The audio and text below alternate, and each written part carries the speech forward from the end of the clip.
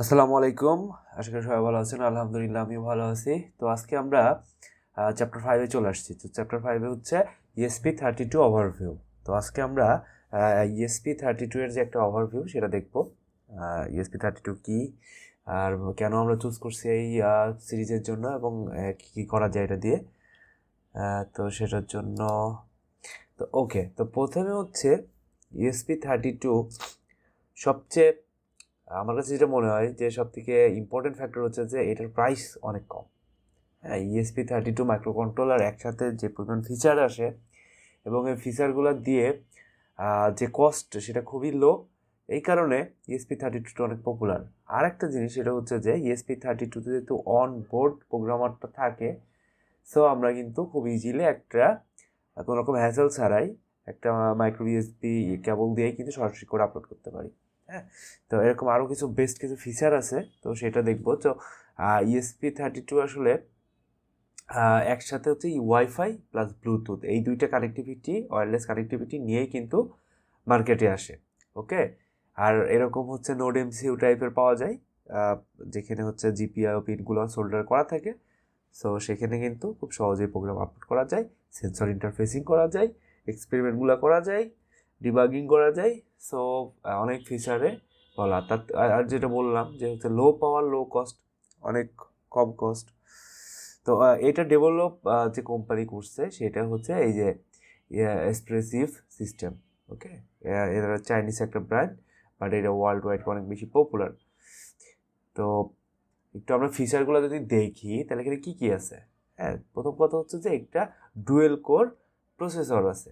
ঠিক আছে, dual core processor আছে যেটা কিন্তু আমাদেরকে মাল্টি প্রসেসিং, মানে আমার মাইক্রো কন্ট্রোলারের ভিতরে মাল্টি প্রসেসিং কিন্তু আমরা করতে পারি। হ্যাঁ, ডুয়েল কোর প্রসেসর থাকার কারণে যেইটা অ্যাটমেগার যে সিরিজ মানে আরডুনো সিরিজ যেটা এইগুলোতে কিন্তু নাই। হ্যাঁ, সো এর থেকে অনেক বেশি ফাস্ট হচ্ছে এইটা। আবার হচ্ছে এর ক্লক স্পিডও কিন্তু অনেক বেশি। ওকে, তো এই যে এখানে আপনার পাশে কিন্তু দেখতে পাচ্ছেন যে 32 বিট ALX6 মাইক্রোপ্রসেসর 240 মেগাহার্স, যে জায়গাটায় যেখানে হচ্ছে আরডুনো উনো মাত্র হচ্ছে 16 মেগাহার্সে হচ্ছে অপারেট করে। সো এর থেকে অনেক ফাস্টার কিন্তু এটা। হ্যাঁ, আবার এর কিন্তু এই যে রম আছে 448 কিলোবাইট রম প্লাস 520 কিলোবাইট হচ্ছে অন চিপ SRAM, যেখানে আমরা হচ্ছে আমাদের প্রোগ্রামগুলা ডেটাগুলো ইনস্ট্রাকশনগুলো দিই। তারপরে হচ্ছে 4 MB ফ্ল্যাশ মেমোরি অনেক ভেরিয়েশন আছে।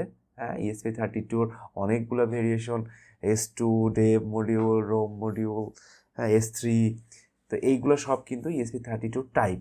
হ্যাঁ, বিভিন্ন টাইপ। তো আমরা বাজারে যেটা আছে ESP32 ডেভ মডিউল, এটা দিয়ে আমাদের সব প্রোগ্রামগুলো হয়ে যাবে, মানে শেখার ক্ষেত্রে সব হয়ে যাবে। তারপরে 14 যেহেতু এখানে 4 MB ফ্ল্যাশ মেমোরি আছে, সো একটা বড় ফ্ল্যাশ মেমোরি আছে, আমরা অনেক প্রোগ্রাম কিন্তু এখানে আপলোড করতে পারি। আবার 16 কিলোবাইট হচ্ছে আরটিসি আছে, হ্যাঁ রিয়েল টাইম ক্লক। সো এখানে কিন্তু এটাই এই যে অন বোর্ড যে ক্লকটা আছে এটাও কিন্তু আমাদের ফাস্টার কাজ করে বেটার দেন হচ্ছে আরডুনো বোর্ডগুলা। হ্যাঁ, আবার বললাম তো ওয়াইফাই, হ্যাঁ ব্লুটুথ আছে, ব্লুটুথ 4। এখন তো ESP32 এর লেটেস্ট মডেল সেটাতে কিন্তু ওয়াইফাই 6 সাপোর্টেড এবং ব্লুটুথ 5 সাপোর্টেড। হ্যাঁ, ওটার দাম একটু বেশি। আর এই ESP32 দিয়ে কিন্তু বিভিন্ন ডেভ মডিউল কিন্তু বাজারে আসে। ওকে, লিলিগোর অনেকগুলো বোর্ড আসে, তারপরে হচ্ছে এরকম ওয়েব শেয়ারের কিছু বোর্ড আসে। এরকম কিন্তু এগুলো কিন্তু ESP32 উপর বেস করে কিন্তু বোর্ডগুলো বানানো, এরকম অনেক বোর্ড কিন্তু আছে। হ্যাঁ, তো আমি যদি এক নজরে শুধুমাত্র এর পিন ডায়াগ্রাম একটু দেখি তাইলেই বুঝতে পারবো যে এটা আসলে কতটা রিচ। টোটাল 34 GPIO পিন আছে ইউজেবল। ওকে, ইউজেবল 34 GB আছে। এর মধ্যে 18টা পিন আছে কিন্তু ADC, analog to digital converter, মানে আমরা অ্যানালগ সিগন্যাল দিতে পারবো। ঠিক আছে, এই 18টা পিন দিয়ে। হ্যাঁ, তো যেখানে কি আমাদের এক কথায় ESP32 এর যে যতগুলো পিন আছে তার ভিতরে কয়েকটা বাদ দিলে বাকি সবগুলো পিনই আমরা মাল্টিপারপাস ইউজ করতে পারবো। হ্যাঁ, একটা পিন এডিসি, তারপরে হচ্ছে যে SPI UART এগুলো কিন্তু আমরা করতে পারবো, মানে মাল্টিপ্লেক্স আকারে করা আছে, এই জন্য আমরা মানে ফিক্সড না, আমরা একই পিন দিয়ে কিন্তু মাল্টিপল টাইপের ইনপুট নিতে পারবো। যেরকম হচ্ছে যে কি বললাম, 18 অ্যানালগ টু ডিজিটাল কনভার্টার কিন্তু এখানে আছে।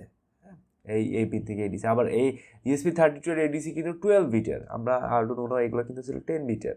12 বিট আমাদের আরও প্রিসাইজ যেটা ভ্যালু আমরা অ্যানালগ সিগন্যাল নিতে পারবো, ঠিক আছে।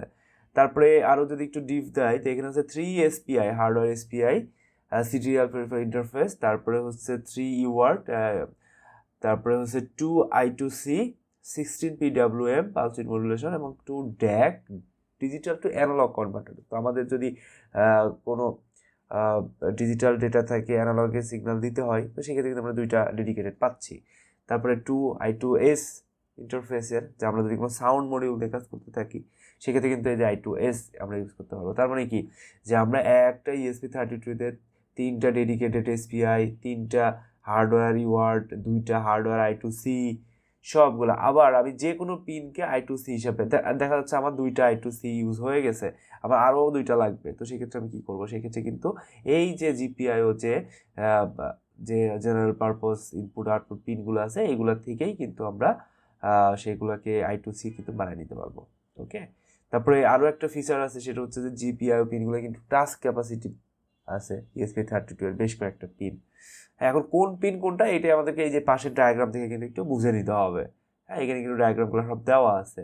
হ্যাঁ, যে এরকম হচ্ছে এই যে GPIO 15, মানে প্রথমে হচ্ছে 3.3 ভোল্ট, তারপর গ্রাউন্ড, তারপর GPIO 15। তো GPIO 15 এর মধ্যে আমরা এখানে দেখতেছি যে এটা হচ্ছে ADC, মানে এই পিনটা ADC হিসাবে ইউজ করা যাবে। তারপরে টাচ হিসাবে ইউজ করা যাবে, আবার চিপ সিলেক্ট হিসাবেও কিন্তু ইউজ করা যাবে। ওকে, তো এই যে এটা কিন্তু আমরা বুঝে গেলাম। আর ওয়াইফাই ব্লুটুথের কথা তো বললাম, তো ব্লুটুথের মধ্যে কিন্তু এখানে দুইটা মোড, একটা হচ্ছে ক্লাসিক ব্লুটুথ আর একটা হচ্ছে ব্লুটুথ লো এনার্জি। তো BLE-টা এবং ক্লাসিক আমরা প্রত্যেকটার এক্সপেরিমেন্ট কিন্তু দেখবো সামনে। ওকে, এই যে I2C বললাম, SPI বললাম, UART বললাম, PWM বললাম, DAC বললাম, এগুলো সবগুলো হচ্ছে মাইক্রো কন্ট্রোলারের বিভিন্ন প্রোটোকল, বিভিন্ন হার্ডওয়্যার প্রোটোকল, এগুলো প্রোটোকল ইউজ করে এই ডেটাগুলো নেয়, একটা ফরম্যাটে ডেটা নেয়। ওকে, ডেটা নেয়, ডেটা আদান প্রদান করে। তো এইগুলাকে বলা হচ্ছে হার্ডওয়্যার প্রোটোকল। তো এই প্রোটোকলগুলো আমরা প্রত্যেকটা এক্সপেরিমেন্ট দেখবো, যেহেতু এটা হচ্ছে আমরা মাইক্রো কন্ট্রোলারও দেখতেছি, মানে IoT-র দুইটা পার্ট, একটা হচ্ছে এমবেডেড সিস্টেম আর একটা হচ্ছে এমবেডেড সিস্টেমের পরের পার্ট। তো আমরা কিন্তু এখন যেটা দেখবো সেটা পুরোটা হচ্ছে এমবেডেড সিস্টেম। ওকে, হার্ডওয়্যার নিয়ে, হার্ডওয়্যার ডিরেক্টলি আমরা হার্ডওয়্যার রিলেটেড কাজ করবো। তো আরেকটা ফিচার আমি মনে করি খুবই পাওয়ারফুল একটা ফিচার, সেটা হচ্ছে যে ESP32 comes with deep sleep mode. হ্যাঁ, তো ডিপ স্লিপ মোডটা হচ্ছে এমন একটা মোড যে আমার প্রোগ্রামটা আমি এমনভাবে করতে পারি যে আমার ডিভাইসটা ব্যাটারি অপারেটেড। তো আমার তো সেখানে যদি আমি 24 আওয়ার্স চালাই তো ব্যাটারির আমার তো ড্রেন হয়ে যাবে অনেক দ্রুত।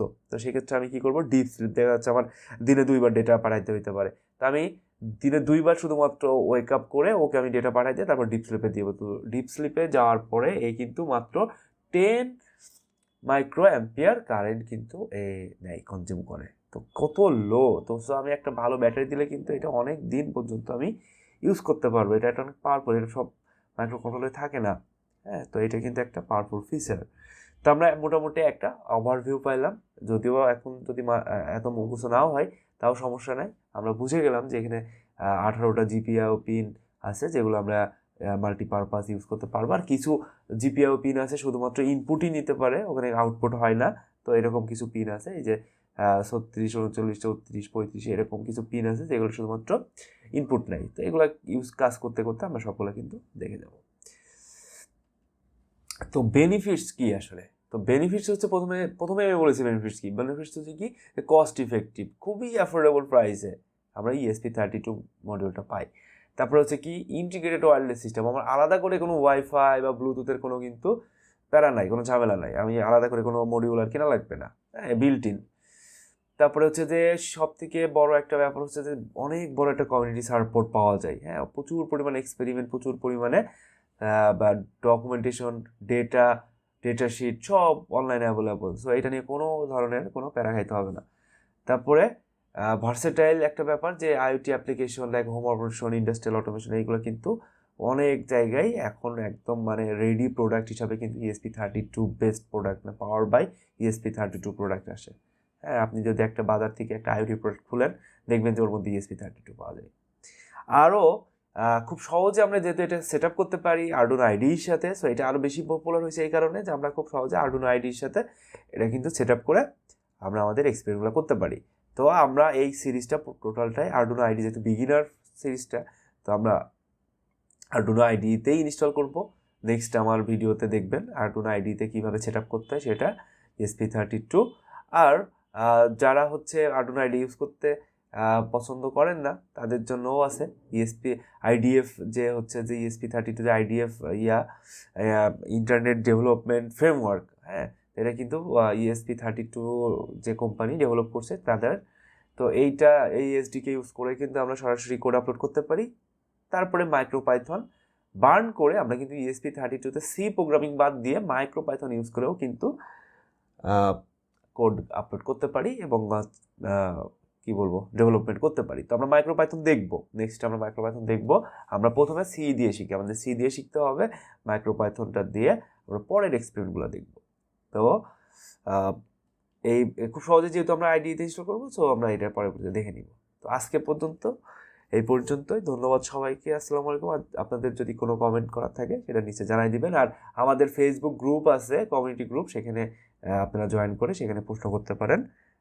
আই থিঙ্ক সেখানে আমরা সবাই মিলে সলভ করে ট্রাই করবো। ধন্যবাদ সবাইকে।